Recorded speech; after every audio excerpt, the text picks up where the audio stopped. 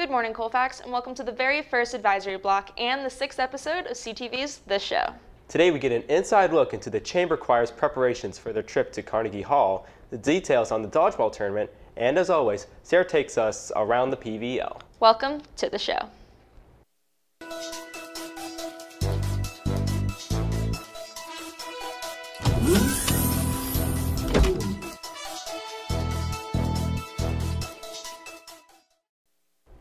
AP applications for the 2019-2020 Peer Mentor Program are now being considered. So, if you are currently a sophomore or a junior and are interested in being one of the Colfax High School's elite peer mentors next year, you need to submit an application now. The deadline is today. Our 21-time gold medal winning choir will not be competing in a national competition this year. That's right, Sam. Our choir has been preparing for a totally different adventure, and with this story, it's reporter Jaden Briggs and the production team of Diego Perez, Garrett Arcan, and Jacob Brown.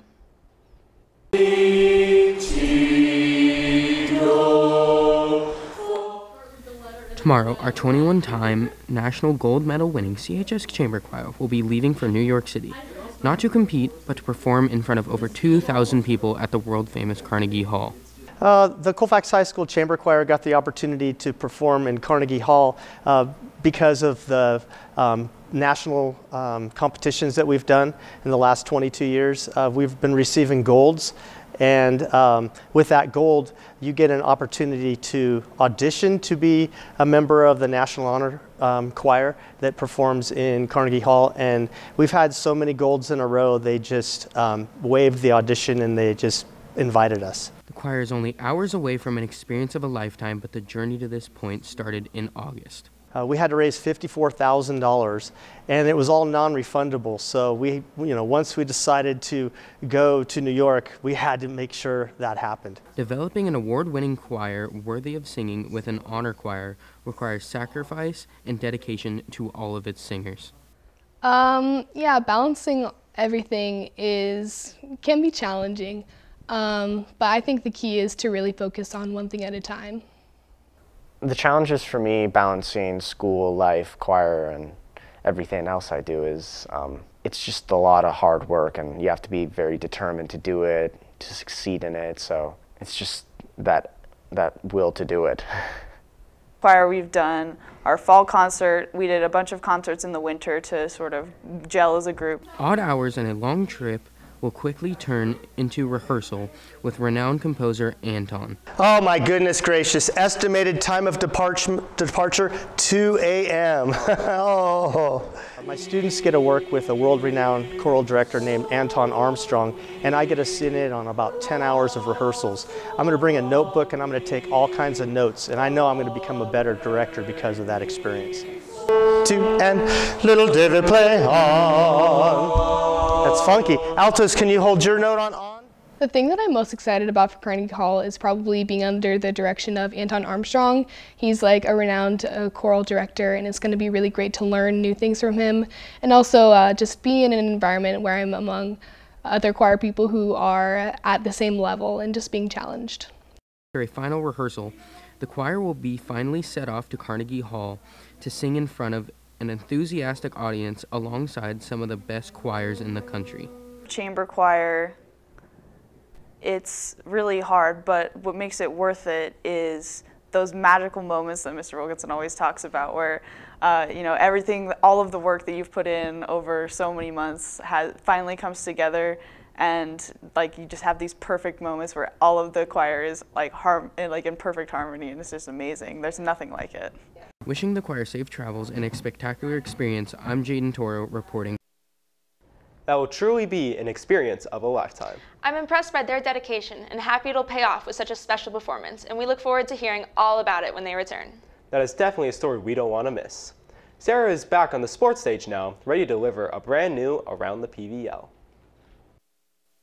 Hey there, Colfax, and happy March. League seasons are set to kick off this week for some of our spring sports teams, and hopefully we get some good weather. Alpine skiers Karina Martel, Lou Palindre, and Faith Cooper are the lone 3 qualifiers this season. The trio has been consistently putting up big numbers on the slopes, and get this, 5 out of the 7 races they competed in, they swept the 1st, 2nd, and 3rd spots, and overall never dropped lower than 4th place.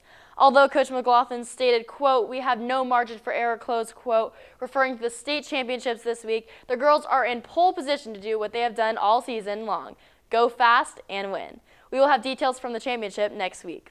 And speaking of states, our snowboarding team recently took first in their last slalom race and added 2 extra state qualifiers to their squad, who are at Mount Shasta for the championships. For the girls, we have Faith Moore, Chloe Qualls, and Lauren Conway. And for the boys, we have Tyler Sudgen, Ryan Donovan, Trace Williams, Dylan Garcia, Brandon Lopez, Nathan Francella, and Zach Samuelson. State started yesterday and continue on through today, and we are wishing them good luck in their final push to take state.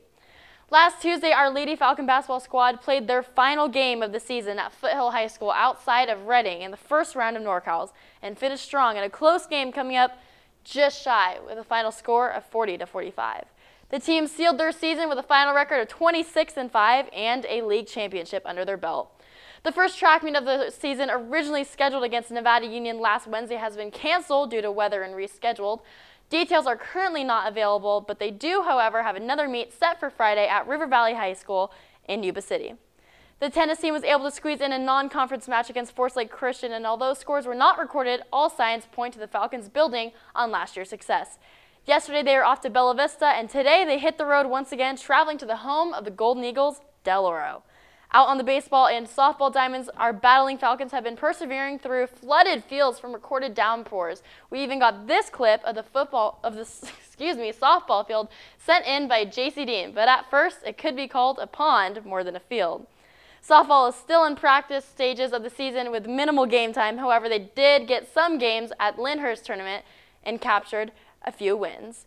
The baseball team started their preseason schedule with a bang, scoring an 11-0 win over Mesa Verde that saw Jaron Nicholas and Evan Patrick team up for a no-hitter, and red-hot bats led by junior John Pantlick's 4-4 3 RBI outing. The baseball team is scheduled to play Golden Sierra in a preseason game today at home. Boys golf is the first sport to start off league play and is scheduled to travel to play to Marysville today and Foothill on Thursday.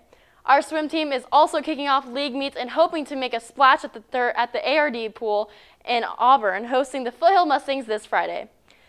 That's all I have for you this week, Colfax. Next week is Candidates Week, and there will be no Around the PVL. But I will be back the following week with a special piece highlighting baseball and reporting on the PVL. Before we kick back to the desk, Spencer Hall and Cody Holthy have a special report on an exciting and entertaining ASB dodgeball tournament that concluded Friday. I'm Sara Detwiler, and I will see you next week.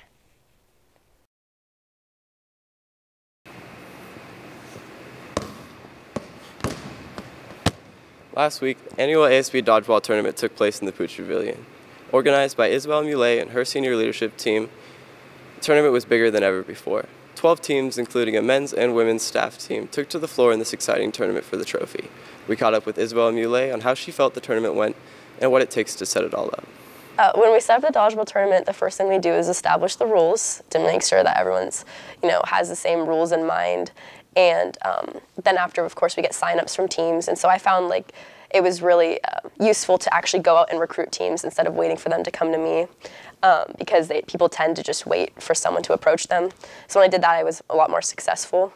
I think my favorite part, again, is watching the teams actually play. It just looks like they're having so much fun, and it feels really rewarding to be able to watch my hard work pay off and get to see how much fun people are having. And it's fun, after I recruited some people who had never played before, it was fun just to see how they were like, oh, I wish I'd done this earlier. And it was like, well, then you can do it next year, and introduce them to something new, I guess. In the women's division, OG6 and Anaphylactic battled hard for first place. In the end, an upset for the favorites OG6 as Anaphylactic takes the title. In the men's division, the Dirty Dodgers dominated our staff team, No Idea, in a quick 2-0 sweep for the trophy. I got a chance to speak with Jake Green from the Dirty Dodgers on how he felt after winning the tournament and taking the trophy. What was your favorite part about competing in the tournament? Favorite part about competing in the tournament was just winning, and the competition level was really good in the final games. What was your inspiration behind your costumes? We just thought it would be fun, a lot of arm movement with the vests, so it was fun. How long have you guys been participating in the tournament? This is our 4th year participating in this tournament with the same team, and this is our first time winning it. It was an exciting week in the Ron Pucci Pavilion, many suspenseful games and crazy upsets, with the Dirty Dodgers and Anaphylactic taking home the 2019 annual Dodgeball Tournament trophies. Until next time, I'm Cody Holthy, reporting for CTV, signing off. Thank you, Sara, and to all the teams that participated in the Dodgeball Tournament. Attention senior parents and staff members. If you're planning on helping with grad night, there's a meeting Monday, March 6th at 7 to 8:30 at Pizza Factory in Colfax to discuss and plan the grad night event after graduation in June. Grad night is a special night for our seniors, so make sure to attend and be a part of making this night great. Well, Falcons, that's all we have today. But make sure to stay tuned to next week, where we will have the shows on Tuesday, Wednesday, Thursday, and Friday, and get to know all the candidates running in the leadership elections. I'm Samuel Jamieson. And I'm Autania Mierow. Have a great day, Colfax.